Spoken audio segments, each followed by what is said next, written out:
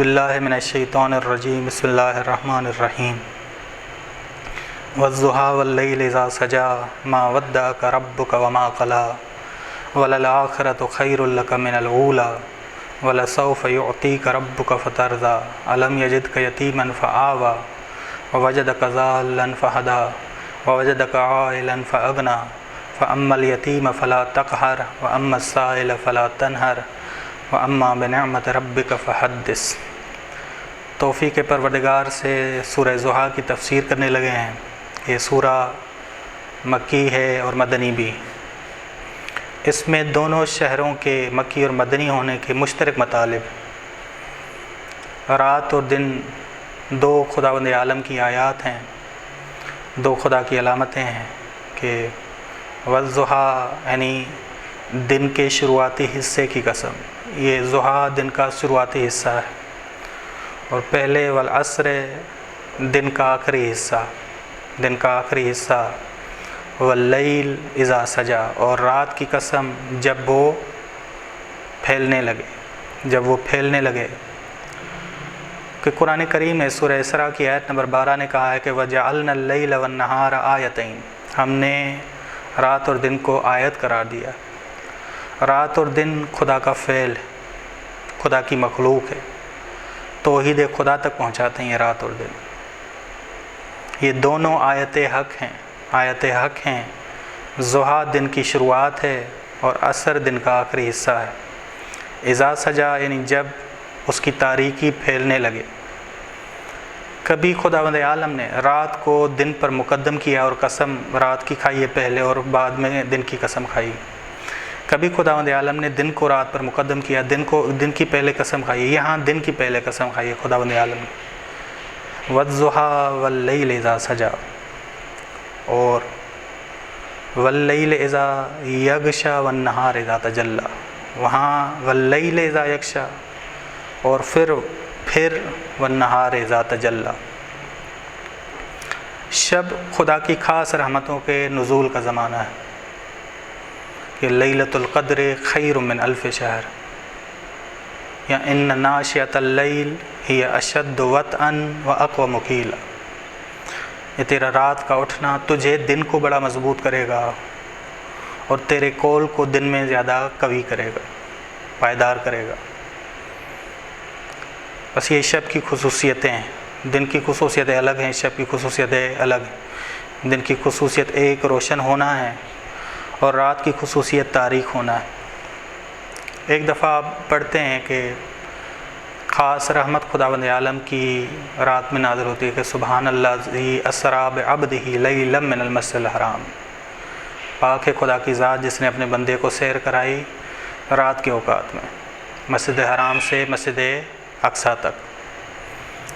بس یہ خصوصیات ہیں شب کی، دن کی خصوصیات ہیں کہ دن میں معاشرتی ہوتا ہے انسان، رسول خدا معاشرتی ہوتے ہیں، تو رات کو ضرور آئیں، مضبوط ہوں، نماز شب پڑھیں، اور اس کے بعد رسول خدا کی ذات اور قول رسول خدا کا مضبوط ہوگا۔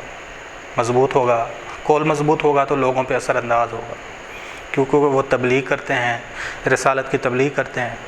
بس خدا کی مخلوق کا اپنا کوئی چہرہ نہیں، خدا کی مخلوق کا اپنا کوئی چہرہ نہیں، بلکہ وہ خدا کی آیت ہیں، اس وجہ سے قسمیں کھائی گئیں۔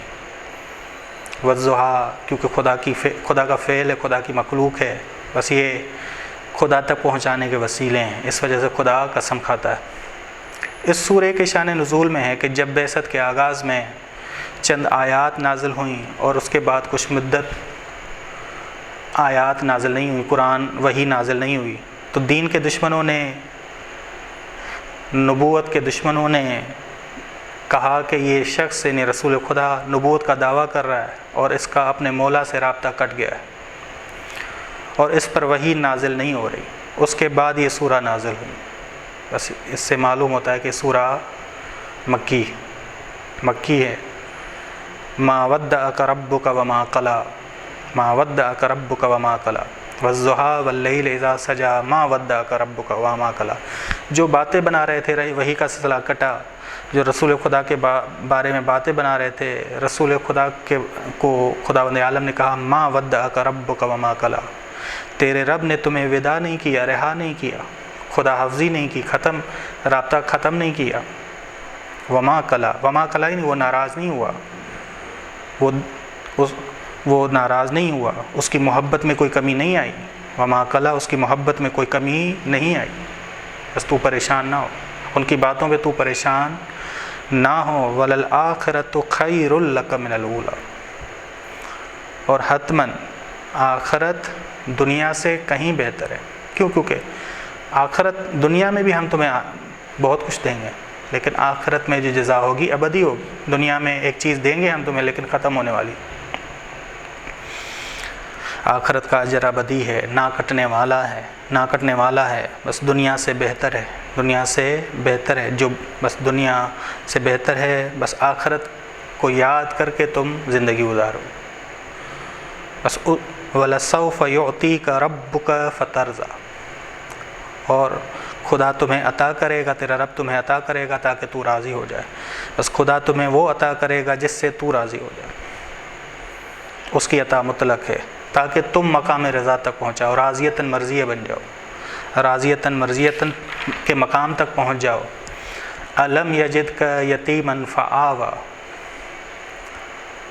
کیا اس نے تمہیں یتیم نہیں پایا پس اس نے تمہیں پناہ دی.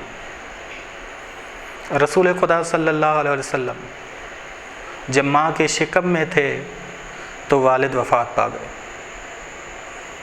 اور جب 2 سال کے تھے ماں وفات پا گئی، اور جب 8 سال کے تھے جب جناب عبد المطلب جو کفیل تھے وہ وفات پا گئے. پھر جناب ابو طالب کی کفالت کے تحت آئے. بس خداوند عالم کہہ رہا ہے کہ یتیم ہوئے تو خدا نے تمہیں پناہ دی. بس عبد المطلب کفیل بنے، جناب عبد المطلب کفیل بنے اور جناب ابو طالب کفیل بنے. بس ان کا فعل خدا کو اتنا پسند آیا کہ خدا نے اپنی نسبت دی جناب عبد المطلب اور جناب ابو طالب کے فعل کی. بس رسول خدا نے صحیح طریقے سے ماں باپ کا فیض نہیں پایا. خداوند عالم نے خوب فیض پہنچایا رسول خدا کو جناب عبد المطلب اور جناب ابو طالب سے. بس جناب عبد المطلب نے بہترین حمایت کی، اس کے بعد جناب ابو طالب نے بھی بہترین حمایت کی، بہترین حامی بنے، تاکہ رسول خدا صلی اللہ علیہ وسلم رنج اور غم کا احساس نہ کریں، اپنے ماں باپ کے فراق کی کمی کو نہ پائیں. بس ان کے فراق کا احساس نہ کرے. اس وجہ سے جناب عبد المطلب نے بھی بہت زیادہ دھیان دیا، اور اس کے بعد جناب ابو طالب کی تو کوئی مثال ہی نہیں کہ جو انہوں نے قربانی دی، اپنے بچوں پہ رسول خدا کو ترجیح دی. بس خداوند عالم کہہ رہا ہے کہ ہم نے تمہیں پناہ دی تاکہ تم رنج کا احساس نہ کرو، غم نہ کرو. انسان کی ضرورتوں میں سے ہے کہ ماں باپ ہو. بس خدا نے تمہیں یتیم پایا اور خدا نے تمہیں پناہ دی. بس ان حضرات کے فعل کو اپنی نسبت دے دی خداوند عالم نے. ٹھیک، بس کیونکہ خدا کو ان کا فعل پسند آیا، ان کا عمل یہ پسند آیا. وَوَجَدَكَ ضَالًّا فَهَدَىٰ، اور تجھے خدا کی ہدایت کا ضرورت مند پایا. یہ نہ کریے گا ترجمہ تجھے گمراہ پایا، نہیں، اور تجھے خدا کی ہدایت کا ضرورت مند پایا بس اس نے ہدایت کی. خدا نے، معلم تیرا خدا بنا، معلم کو انسان نہیں بنا، معلم تیرا خدا بنایا. بس انسان موجود ممکن ہے، طبعی طور پہ وہ ہادی کا محتاج ہے. خداوند عالم رسول خدا صلی اللہ علیہ وسلم کے ہادی بنے، آسمانی کتاب کی تعلیم دی کہ قرآن کریم نے کہا ما کنت تدری مل کتاب، تم کتاب کو نہیں جانتے تھے. بس قرآن کی تعلیم دی، خداوند عالم نے تمہیں، معلم تمہارا خدا بنا، ہادی تمہارا خدا بنا. بس تم مہتدی بنے، ہدایت یافتہ بنے، مہدی بنے، اور تم اس پر ایمان لاتے گئے، جو خدا کہتا گیا اس پر ایمان لاتے گئے. بس ما کنت تدری مل کتاب ولا ایمان، بس کتاب نازل ہوئی. بس ایسا نہیں ہے کہ پہلے خدا پر ایمان نہیں تھا رسول خدا کا، پہلے ایمان تھا، پہلے عبادت تھی، پہلے نماز تھی، لیکن قرآن جو بھی نازل کیا اس پہ بھی رسول خدا ایمان لاتے گئے.